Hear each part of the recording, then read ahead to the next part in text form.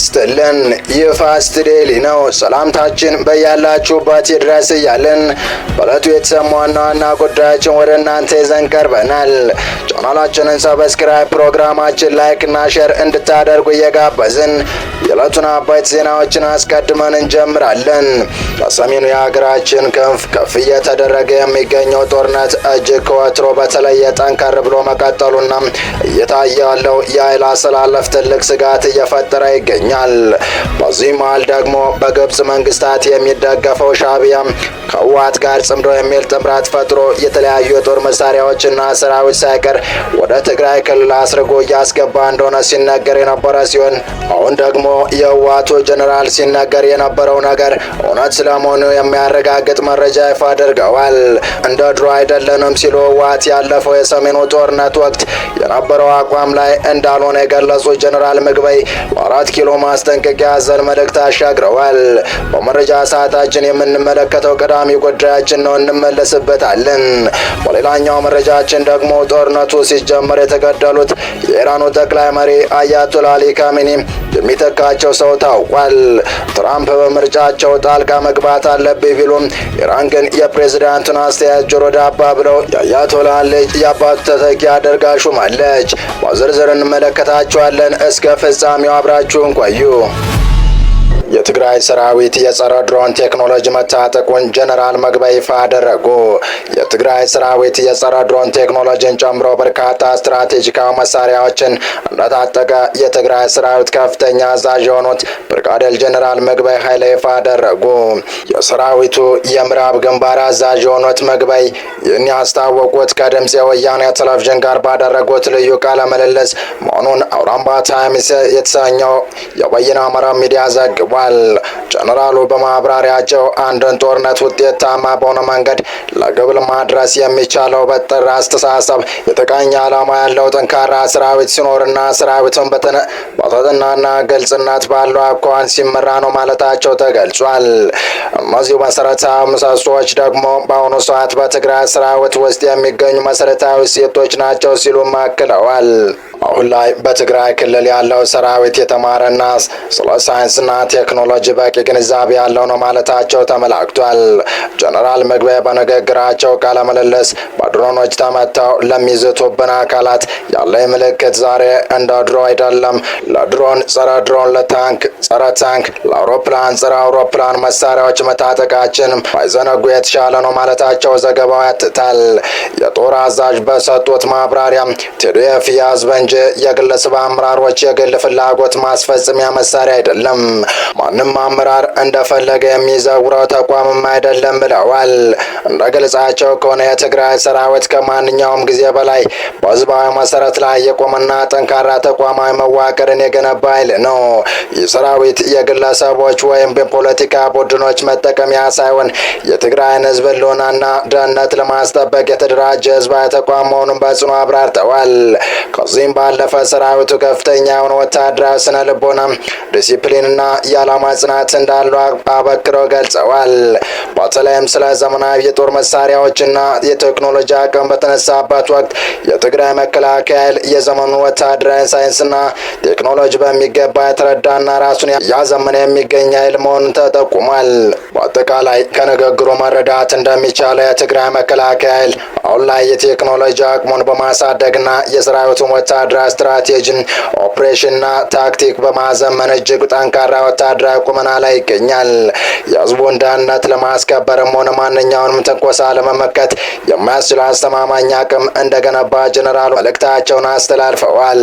ሆኖም እሳቸው በአዛዥነት የሚመሩት የምዕራብ ግንባር ግን ከጥቂት ሳምንታት በፊት ጀነራሉ በግል የተቹ የማህበራዊ ሚዲያ አንቂዎች ሳይቀር ከህግ አግባብ ውጭ አስሮ እንደሚያሰቃይ ትችት ሲቀርብበት ነበር በማለት ዘገባው አስታውሷል።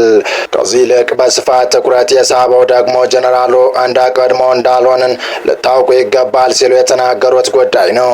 የጀነራሉ ንግግር አሳሳቢ ሀገራዊ አንድምታዎች እንዳሉት የገለጹ ሲሆን አንደኛው ጀነራሉ ታጥቀናል ያሏቸው የጸረ ድሮንና የጸረ አውሮፕላን ቴክኖሎጂዎች በሀገር ውስጥ የሚመረቱ ባለመሆናቸው የውጭ ሀገር የስለላና የወታደራዊ አዛዦች እጅግ በጉዳዩ ላይ በጉልህ መኖሩን በተጨባጭ አረጋግጧል። የውጭ ኃይሎች ጀነራሎች እነዚህን እጅግ ዘመናዊ መሳሪያዎች ከየትኛው ድንበር አቋርጦ አስገቡ የሚል ጥያቄ ያስነሳል። ሌላኛውና ዋነኛው ጉዳይ ደግሞ ይህ ክስተት የፕሪቶሪያን የሰላም ስምምነት ትጥቅ የማስፈታት ዓላማ ሙሉ በሙሉ የተጣሰ በመሆኑና ሰሜናዊ የሀገሪቱ ክፍል ወደ አዲስና ይበልጥ አውዳሚ ወደሆነ የጦርነት አዙሪት ሊገባ እንደሚችል የሚያሳይ አደገኛ የቅድመ ማስጠንቀቂያ ደወል ነው። ጀነራሉ በድሮን ተመክተው እየዛቱብኝ ይገኛሉ ሲሉ በፌዴራል መንግስቱ ላይ ያነጣጠረ ንግግር ያደረጉ ሲሆን መናገር የምፈልገው እንደ ቀድሞ እንዳልሆንን እንድታውቁ ነው በማለት ወደ 4 ኪሎ የማስጠንቀቂያ መልእክት መላካቸው ነው። ጸረ ድሮንም ሆነ ጸረ ታንክ ታጥቀናል ያለው ጀነራሉ እንዲሁም ጸረ አውሮፕላን በእጃችን ገብቷል በማለት ከገለጹ በኋላ አክለውም ሰራዊቱ በርካታ ዘመናዊ ትጥቆችን እንዲታጠቅ በስፋት ሲሰራ መሰንበቱን ጠቁመዋል። ጀነራል ምግበይ ኃይለ ከወራት በፊት በተባበሩት አረብ ኤሚሬቶች በስማቸው ተመዝግቦ የነበረን ቅንጡ መኖሪያ ቤት ወደ ወንድማቸው ስም ማዞራቸውን የሚያሳይ ሰነድ ይፋ ማድረጉ አይዘነጋም። በተጨማሪም የፌዴራል መንግስቱ ከፋኖ ጋር በግልጽ ይሰራሉ በሚል ክስ ካቀረበባቸውና በቅርቡ የባንክ ሂሳባቸው ከታገደባቸው የትግራይ አመራሮች መካከል አንዱ መሆናቸው ይታወቃል። በቀጣይ መረጃ 88 አባላት ያሉት የኢራን የሃይማኖት ሊቃውንት ጉባኤ የአያቶላ አሊ ካሚኒ ሁለተኛ ልጅ የሆኑት ሙጃተባ ካሚኒ አባታቸውን ቦታ በመተካት አዲሱ የሀገሪቱ ጠቅላይ መሪ እንዲሆኑ መረጠ። ሙጅተባ ካሚኒ አሜሪካና እስራኤል ከሳምንታት በፊት ኢራን ላይ በከፈቱት የመጀመሪያ ዙር ጥቃት የተገደሉት አባታቸውን ቦታ በመተካት የሀገሪቱ መንፈሳዊ መሪነትና ከፍተኛውን የስልጣን ቦታ ይቆጣጠራሉ። አዲሱ ጠቅላይ መሪ የአባታቸውን አከራካሪ ፖሊሲዎች እንደሚያስቀጥሉ ብዙዎች ይጠብቃሉ። በዚህም ምክንያት እስራኤልና አሜሪካ እሳቸው እንዲሾሙ የማይፈልጉ ሲሆን በተሾሙ በሰዓታት ልዩነት እስራኤል በወሰደችው እርምጃ ሙጅተባ ቀላል ያለ ጉዳት ሳያስተናግዱ እንዳልቀረም እየተነገረ ይገኛል። እስራኤል መሪው ኢላማ እንደሆነ ይታወቅልኝ ብላለች። የኢራን መንግስት ቴሌቪዥን ጣቢያ አዲሱን ጠቅላይ መሪ መምረጥ ባበሰረበት ዘገባ ከባድ የጦርነት ጊዜ ሁኔታና በዚህ ታዋቂ ተቋም ላይ ጥላቶች ቀጥተኛ ዛቻ ቢኖርም ውሳኔው መተላለፉን ገልጿል። የቴሌቪዥን ዜና አቅራቢው የሊቃውንት ጉባኤ መረጣና የእስላማዊ ስርዓቱ መሪ ማስተዋወቅ ሂደቱን ለደቂቃ እንኳን አላቋረጠም ብሏል። ሹመቱን እንደሚቃወሙ የሚጠቁሙት አሜሪካና እስራኤል እስካሁን ድረስ ውሳኔውን በተመለከተ አስተያየት አልሰጡም። የአሜሪካ ፕሬዝዳንት ዶናልድ ትራምፕ ለኢራን አዲስ መሪ የመምረጥ ሂደት ውስጥ ሚና መጫወት እንደሚፈልጉ ተናግረው ነበር። ከቀድሞ የሀገሪቱ አመራርና ግንኙነት ያለ ሰው ቢመረጥ ሊበቀሉ እንደሚችሉ የጠቆሙት ትራምፕ ሙጅተባ ካሚኒ ላይ ያላቸውን ተቃውሞ በግልጽ አስቀምጠዋል። ለእኔ የካሚኒ ልጅ ተቀባይነት የለውም ሲሉ ባለፈው ሳምንት መጀመሪያ ተናግረዋል። ሹመቱ ይፋ ከመደረጉ ከሰዓታት አስቀድሞ ደግሞ ያለ እርሳቸው ይሁንታ ስልጣኑን የሚረከብ ማንም ሰው ረጅም ጊዜ እንደማይቆይ በመጥቀስ ዝተዋል። እስራኤልም በተመሳሳይ የጠቅላይ መሪነቱን ስልጣን የሚረከበውን ሁሉንም ተተኪ ማደኗን እንደምትቀጥል ተናግራለች። የ56 ዓመቱ ሙጅተባ ካሚኒ ከአባታቸው በተቃራኒ ሕይወታቸውን የመሩት እርሳቸውን በመሸሸግ ነው። ከመጋረጃ ጀርባ ሆነው አገሪቱ ላይ ተጽዕኖ ከሚያሳድሩ ሰዎች አንዱ እንደሆኑ ይገመታል። በፕሬዝዳንታዊ ምርጫዎች ላይ እጃቸው እንዳስገቡም የቧዚ ታጣቂዎችን እንደሚያዙ እንዲሁም ከእስላም አብዮታዊ ዘብ ጋር የጠበቀ ግንኙነት እንዳላቸው ይገለጻል። በአገሪቱ ውስጥ ከፍ ያለ ተጽዕኖ እንዳላቸው ቢነገርም በእስላማዊ ሪፐብሊክ ውስጥ አንድም የመንግስት ስልጣን ይዘው አያውቁም። አያቶላ አሊ ካሚኒና የእስላማዊ ሪፐብሊክ መሪ ሩሆላ ካሚኒ በአገሪቱ ስልጣን ላይ በዘር መተካት ይተቹ ነበር። ሙጅተባ የተወለዱት በአውሮፓውያኑ መስከረም 8 ቀን 1969 በሰሜኑ ምስራቅ ማሻድ ከተማ ውስጥ ሲሆን ከስድስቱ የካሚኒ ልጆች ሁለተኛው ናቸው።